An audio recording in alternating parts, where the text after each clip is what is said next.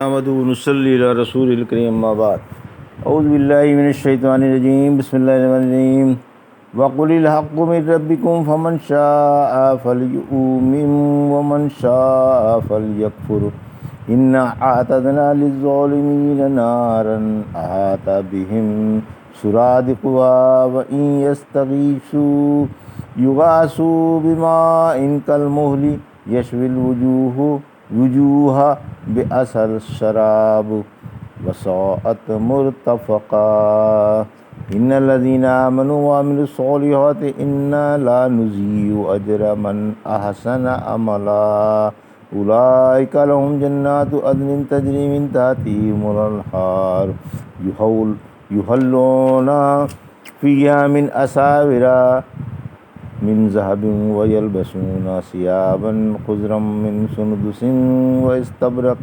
متكئين فيها على الارائك نعم الثواب وحسنت مرتفقا واضرب لهم مثل الرجلين جعلنا لأحدهما جنتين من أعناب وحففناهما بنخل وجعلنا بينهما زرعا كلتا الجنتين آتت أكلها ولم تظلم منه شيئا وفجرنا خلالهما نهرا وكان له ثمر فقال لصاحبه وهو يحاوره أنا أكثر منك مالا وأعز نفرا فدخل جنته وهو ظالم لنفسه قال ما أظن أن تبيد هذه أبدا وما أظن الساعة قائمة ولئن رددت إلى ربي لأجدن خيرا منها منقلبا۔ ابھی آپ نے سورہ کہف کی آیت 29 سے 36 کی تلاوت سماعت فرمائی۔ ان آیتوں کا ترجمہ اور تفسیر اس طرح ہے: وَقُلِ الْحَقُّ مِن رَبِّكُمْ فَمَن شَاءَ فَلْيُؤْمِن وَمَن شَاءَ فَلْيَكْفُرْ إِنَّا أَعْتَدْنَا لِلظَّالِمِينَ نَارًا أَحَاطَ بِهِمْ سُرَادِقُهَا وَإِن يَسْتَغِيثُوا يُغَاثُوا بِمَاءٍ كَالْمُهْلِ يَشْوِي الْوُجُوهَ بِئْسَ الشَّرَابُ وَسَاءَتْ مُرْتَفَقًا۔ آیت 29 ترجمہ: آپ فرما دیں یہ قرآن تمہارے رب کی طرف سے ہے، اب جو چاہے ایمان لے آئے اور جو چاہے کفر کرے۔ بلا شبہ ہم نے ظالموں کے لیے ایسی آگ تیار کر رکھی ہے جس کے پردے انہیں گھیر لیں گے، اور اگر وہ فریاد کریں گے تو ان کی فریاد رسی ایسے پانی سے کی جائے گی جو پگھلے ہوئے تانبے جیسا ہوگا اور چہروں کو جھلس دے گا۔ یہ بدترین پانی ہوگا اور دوزخ بدترین آرام گاہ ہے۔ یہ تھا ترجمہ سورہ کہف کی آیت 29 کا تفسیر۔ قرآن بالکل سچا ہے۔ رسول اکرم صلی اللہ علیہ وسلم کو حکم ہے کہ آپ لوگوں سے فرما دیں کہ یہ قرآن جسے میں لے کر تمہارے پاس آیا ہوں اور تمہارے رب کی طرف سے سچا ہے، جس میں شک و شبے کی گنجائش نہیں۔ کافروں کے لیے جہنم کی آگ تیار ہے۔ پھر بطور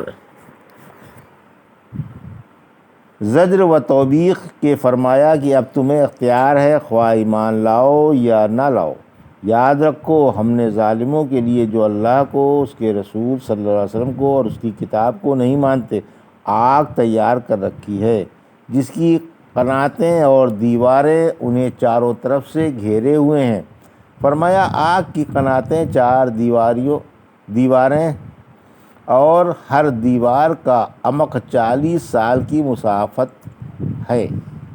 اہل جہنم کے لیے پانی اور کھانا یعنی زیتون کی تلچھٹ کی طرح گاڑھا پانی جیسے خون اور پیپ ہو یا سخت گرم چیز مراد ہے۔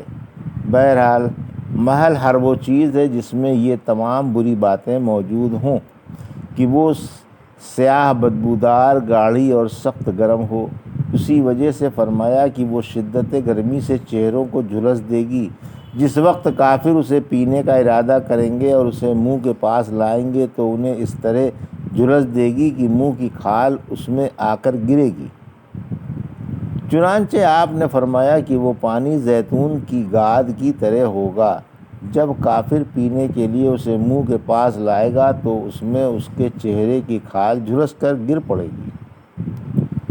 سورہ ابراہیم کی آیت 17 میں فرمایا کہ رحمت عالم صلی اللہ علیہ وسلم نے فرمایا کہ وہ پانی اس کے قریب لایا جائے گا جس سے وہ برابر منہ بنائے گا، اور جب بالکل منہ کے پاس آئے گا تو اس کے چہرے کو جھلس دے گا اور سر کی کھال اتر کر آ پڑے گی۔ پھر جب اسے پی لے گا تو آنتیں کٹ کٹ کر نکل پڑیں گی۔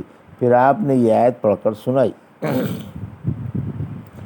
ان الذین آمنوا وعملوا الصالحات انا لا نضیع اجر من احسن عملا۔ آیت 30، اولئک لہم جنات عدن تجری من تحتہم الانہار یحلون فیہا من اساور من ذہب ویلبسون ثیابا خضرا من سندس واستبرق متکئین فیہا علی الارائک نعم الثواب وحسنت مرتفقا۔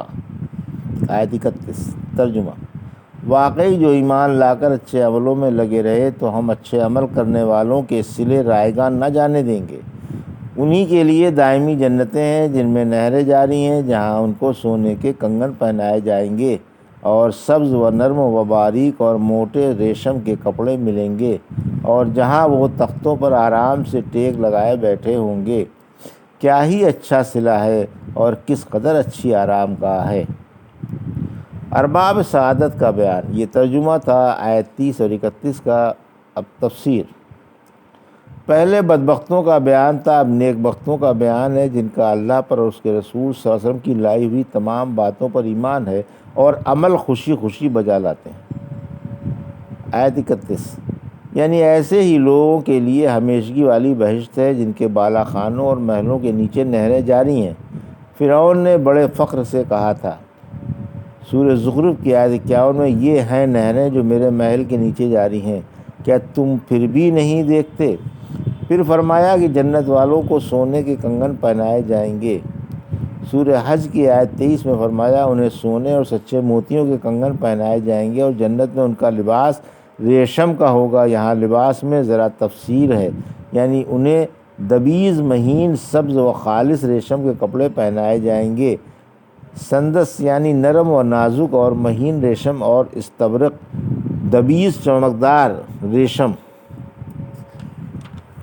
پھر فرمایا کہ یہ آرام سے ٹیک لگائے تختوں پر رونق افروز ہوں گے۔ اتقا یعنی لیٹنا اور چار زانوں بیٹھنا، یہاں دوسرا معنی ہی زیادہ مناسب ہے۔ پھر فرمایا کہ صلہ کے اعتبار سے جنت کیا ہی اچھا بدلہ ہے، اور منزل و مقام کے اعتبار سے کیا ہی اچھی قیام گاہ ہے۔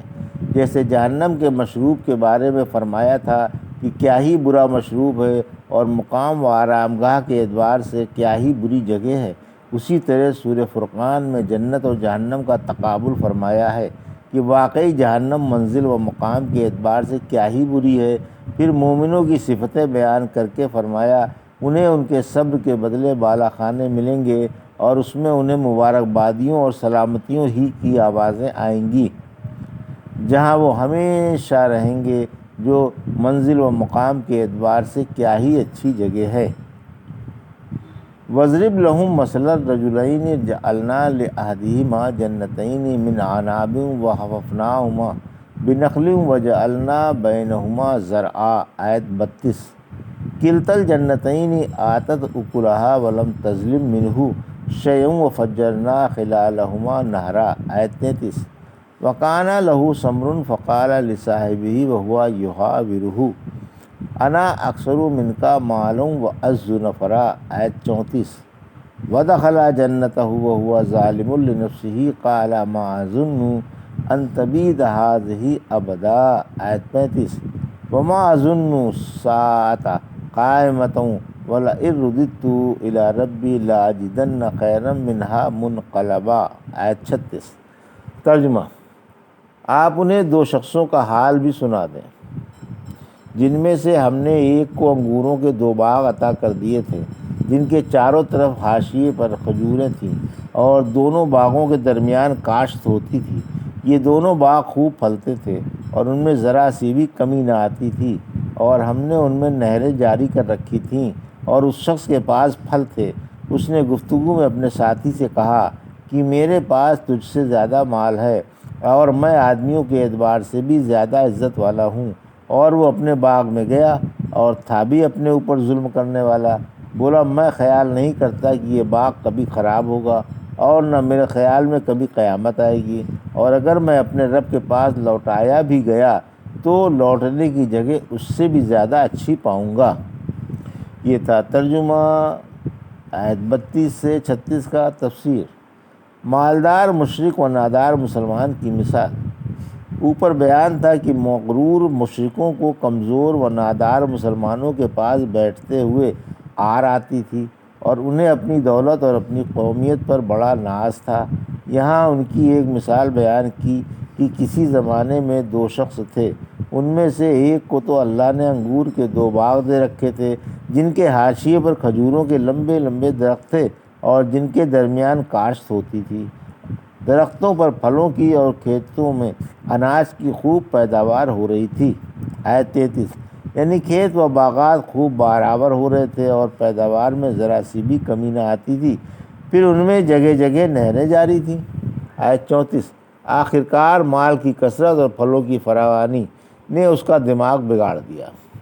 پھر فرمایا کہ اس نے اپنے ساتھی سے باتوں باتوں میں کہا کہ میں مالدار ہوں اور تو نادار، اور میرے پاس جتنا جتھا بھی تجھ سے زیادہ ہے، نوکر چاکر اولاد سب کی فراوانی ہے۔ آیت 35، باغ بھرا بھرا دیکھ کر باطل امید۔ یہ ظالم جو کفر و سرکشی، غرور و تکبر اور انکار قیامت میں سب سے آگے آگے تھا، ایک دن اپنے باغ میں گیا اور بولا میرے خیال میں میرا یہ باغ کسی وقت بھی خراب ہونے والا نہیں، اسی طرح ہمیشہ سرسبز و شاداب ہرا بھرا پھلتا پھولتا رہے گا۔ در حقیقت اسے دھوکہ ہوا جب اس نے ہرے بھرے کھیت، طرح طرح کے پھلوں سے لدے پھندے درخت اور نہریں جا بجا رواں دیکھی تو کہنے لگا بھلا یہ کیسے خراب و غیر آباد ہو سکتا ہے؟ اس کی پرورش کے سارے سامان موجود ہیں۔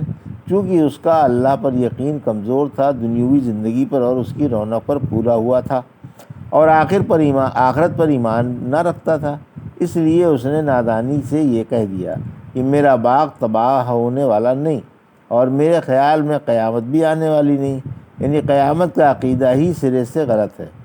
اگر بالفرض محال زندگی بعد الموت کا وقوع ہوا، آخرت آئی اور اللہ کے پاس لوٹ کر جانا ہوا بھی تو یقیناً مجھے وہاں بھی یہاں سے زیادہ عیش و آرام ملے گا۔ اگر اللہ کے نزدیک میں لائق بزرگی نہ ہوتا تو وہ مجھے دنیا میں یہ عیش و آرام کیوں دیتا؟ دوسری جگہ فرمایا سورہ فصلت کی آیت 50 میں، اور اگر میں اپنے رب کی طرف لوٹایا بھی جاؤں تو یقیناً میرے لیے اس کے پاس بھی اچھائی ہی اچھائی ہے۔ یہ تھا سورہ کہف کی آیت 29 سے 36 کا ترجمہ اور تفسیر جو بھی آپ نے سماعت فرمائی۔ بارک اللہ لی و لکم فی القرآن الحکیم و نفعنی وایاکم بآیات الذکر الحکیم۔